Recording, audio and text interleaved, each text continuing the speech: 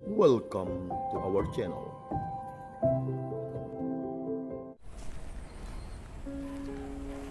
Bapak, Ibu, Saudara, dan saudaraku yang terkasih dalam Kristus. Pada saat ini kita telah dan akan memasuki masa Prapaskah, di mana masa Prapaskah merupakan saat yang paling tepat untuk menjawab seruan rahmat Allah pada umatnya. Jawaban tersebut selayaknya diwujudkan dalam sikap tobat yang disertai niat yang ikhlas dan diungkapkan dalam tindakan puasa, amal, dan doa. Sikap hidup terbuka pada Tuhan hendaknya selalu diusahakan, karena Dialah satu-satunya Allah yang benar dalam setia menepati janjinya.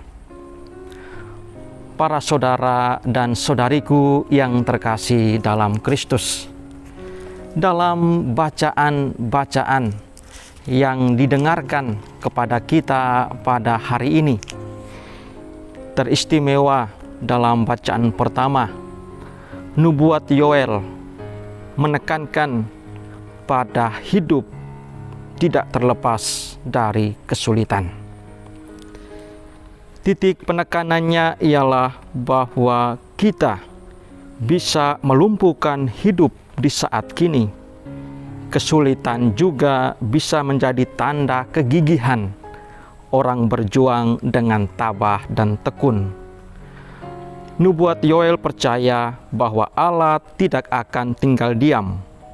Ia akan ikut serta dalam perjuangan dan senantiasa memberi manusia kekuatan dalam memperjuangkan hidup demi keagungan Allah. Untuk itu, manusia dan kita semua terus-menerus diajak untuk membangun hati yang baru untuk mengenal Allah yang berbelas kasih. Seruan yang dilakukan oleh Yoel, "Berbaliklah kepadaku dengan segenap hatimu, dengan berpuasa, dengan menangis dan mengadu. Koyakkanlah hatimu dan jangan pakaianmu.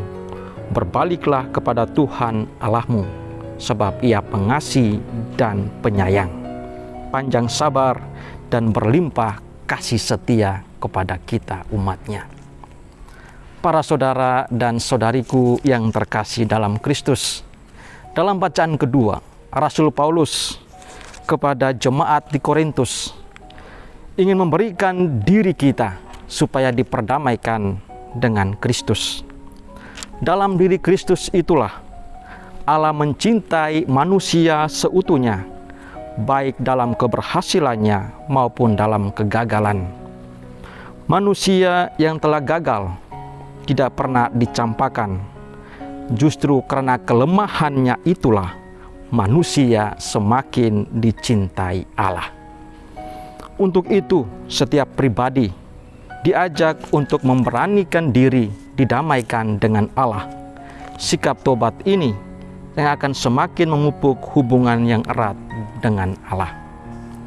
Para saudara dan saudariku yang terkasih dalam Kristus, dalam bacaan Injil, Matius secara gamblang melukiskan dengan sangat indah syarat-syarat dalam berpuasa dan berpantang, di mana kesalehan yang berupa derma, doa, dan puasa merupakan olah rohani yang unggul. Sejauh itu dilakukan bukan untuk pamer, melainkan untuk kemuliaan Allah, agar Kristus sungguh hidup dalam diri setiap orang. Sikap pamer dan mementingkan yang lahiriah hanya akan membuat orang menjadi munafik.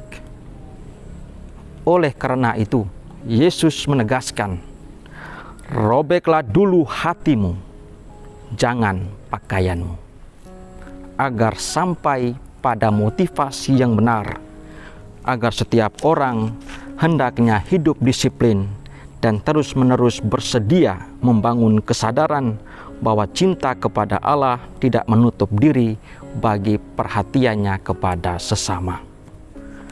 Para saudara dan saudariku yang terkasih dalam Kristus, apa makna masa Prapaskah bagi kita umat Kristiani? Masa Prapaskah yang berlangsung selama 40 hari memiliki dua makna.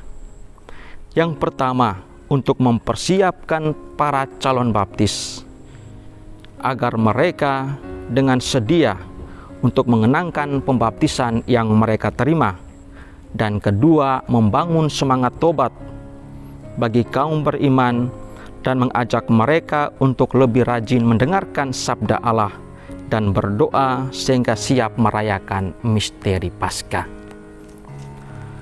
Para saudara dan saudariku yang terkasih dalam Kristus, apa pesan bagi kita umat beriman di masa pandemi COVID-19 ini? Dengan tanda doa, amal bakti, derma dan puasa menjadikan diri kita untuk berugah hari dengan sesama yang menderita.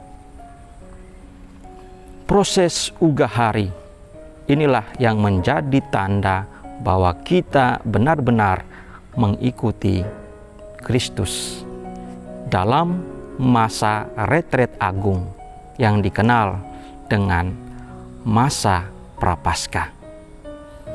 Di satu sisi, kita mau mengikuti teladan Yesus hingga wafatnya di kayu salib, dan pada akhirnya kita mengenangkan kegembiraan pada saat perayaan Paskah. Disinilah kita sebagai umat beriman senantiasa diajak untuk selalu meneladani Kristus dalam proses puasa dan pantangnya ketika ia berada di padang gurun. Marilah bersama-sama kita masuk dalam padang gurun Kristus, dan dalam retret agung kita bersatu bersama Kristus hingga pada akhirnya kita pun menjadi menang bersama Kristus. Tuhan memberkati. Jika kamu suka video ini, like dan share kepada teman-teman seiman. Jika kamu ingin mendapatkan update-update terus, tekan subscribe dan hidupkan tombol lonceng. Terima kasih, Tuhan memberkati kita selalu.